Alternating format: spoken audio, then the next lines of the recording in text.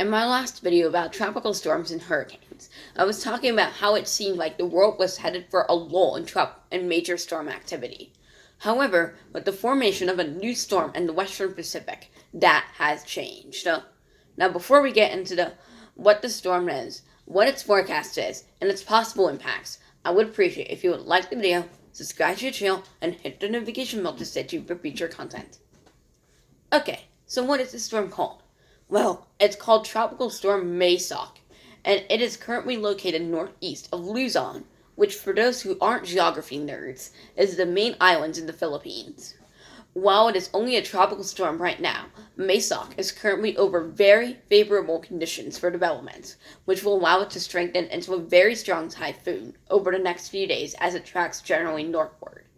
Current forecasts have Maysak peaking at low-end Category 4 intensity as it moves near the Japanese island of Okinawa, which is several hundred miles southwest of the main Japanese islands. After that, Maysak will undergo a slow weakening trend, with it weakening to a Category 2 equivalent storm by the time it reaches South Korea. However, these forecasts are several days out, and anything can change regarding the storm's track and forecast intensity. So, what are the potential impacts of Maysak? The thing that's most certain about this storm is that it will track very close to Okinawa while it's near peak intensity. As a result, this island can expect major hurricane force winds while Maysak makes its closest approach. Impacts to South Korea, however, are more difficult to pin down.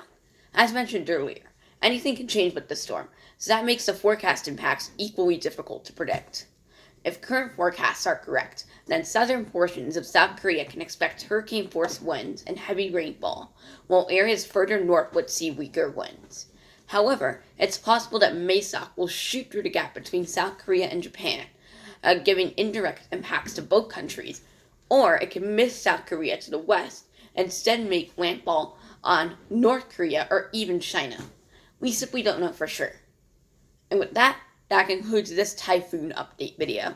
As always, I would appreciate if you would like the video, subscribe to the channel, and hit the notification bell to stay tuned for future content. Thanks, and have a great day.